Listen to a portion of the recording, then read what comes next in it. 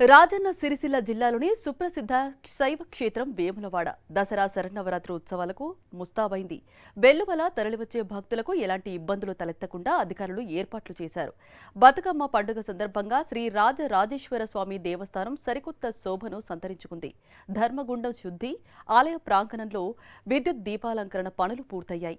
స్వామివారి బంగారు, వెండి సేవ వాహనాలను శుభ్రపరచడం లాంటివి కొనసాగుతున్నాయి. ఆలయ ఈవో రమాదేవి పనులను ప్రత్యేకంగా పర్యవేక్షిస్తున్నారు. రేపటి నుంచి అక్టోబర్ 2 వరకు ఉత్సవాలు కొనసాగనున్నాయి.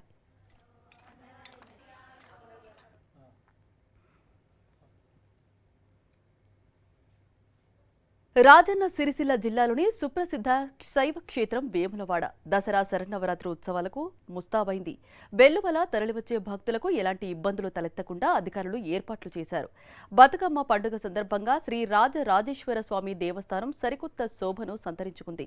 ధర్మగుండం శుద్ధి, ఆలయ ప్రాంగణంలో విద్యుత్ దీపాలంకరణ పనులు పూర్తయ్యాయి. స్వామివారి బంగారు, వెండి సేవ వాహనాలను శుభ్రపరచడం లాంటివి కొనసాగుతున్నాయి. ఆలయ ఈవో రమాదేవి పనులను ప్రత్యేకంగా పర్యవేక్షిస్తున్నారు. రేపటి నుంచి అక్టోబర్ 2 వరకు ఉత్సవాలు కొనసాగనున్నాయి.